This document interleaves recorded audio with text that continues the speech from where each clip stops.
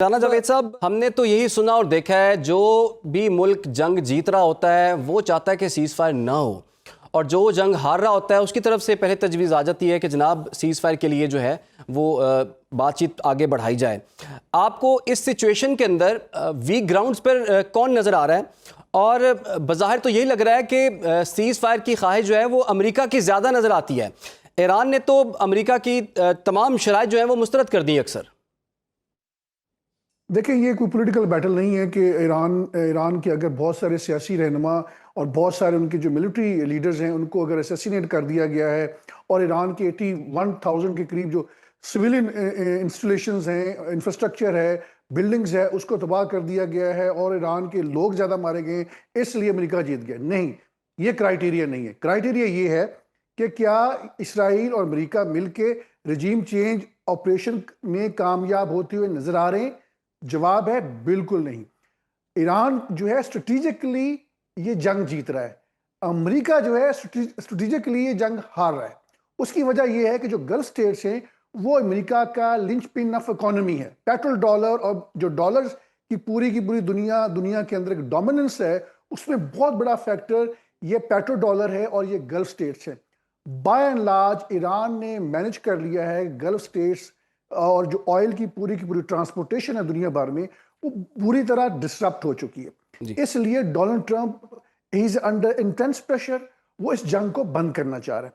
हम पाकिस्तान क्या करें? हमें बहुत ज्यादा ऑप्टिमिस्टिक नहीं होना चाहिए, अपबीट नहीं होना चाहिए।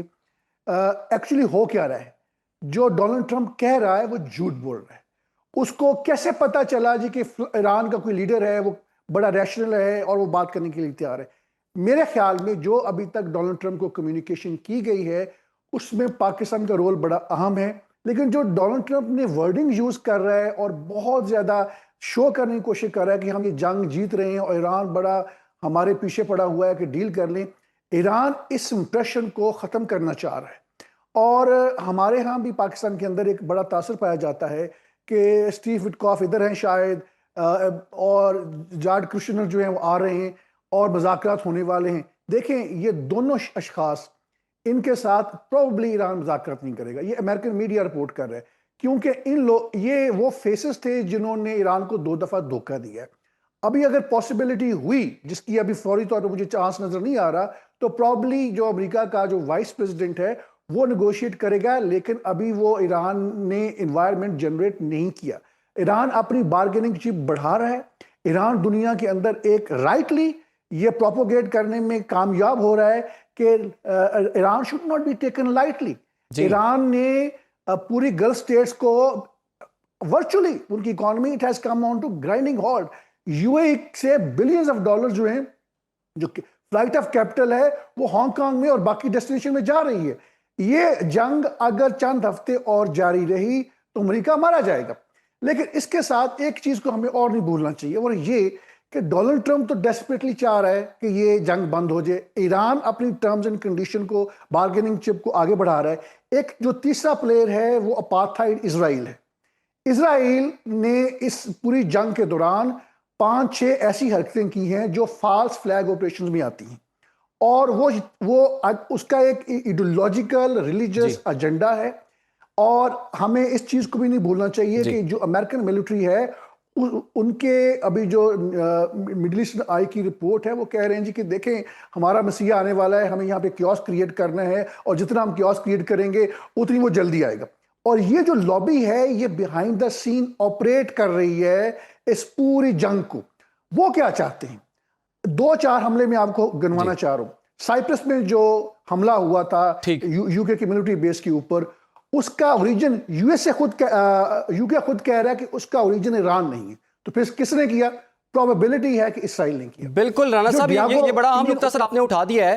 अमेरिका चले एक अपनी जगह पर मौजूद है। पहले जब हमने देखा कि आजमाइश बंद करने का जब फैसला किया ईरान ने, और साथ ही साथ जो खलीजी ममालिक पर जो जवाबी हमले किए गए, अमरीकी बेसिस को टारगेट किया गया, उस वक्त बड़े लोग ये कह रहे थे कि ईरान ने लगता है कि अपने सारे पत्ते जो है वो एक ही वक्त में खेल दिए, ईरान के पास अब कोई ऑप्शन बाकी रहा नहीं है।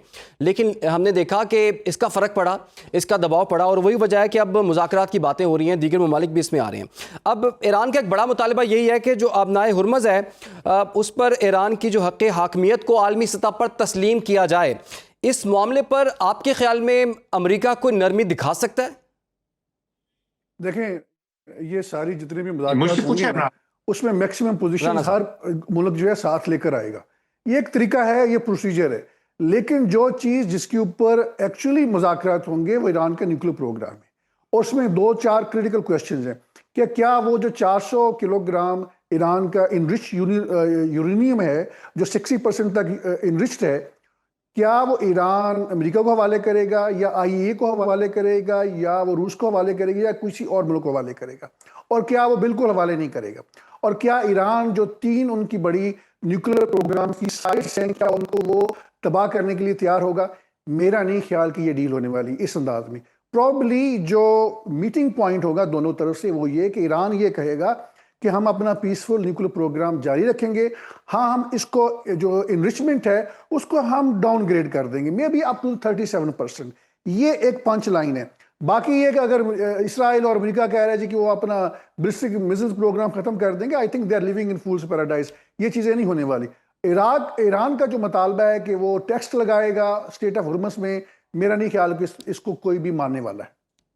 ठीक है जी, बड़ा अहम नुक्ता राना साहब आपने उठाया।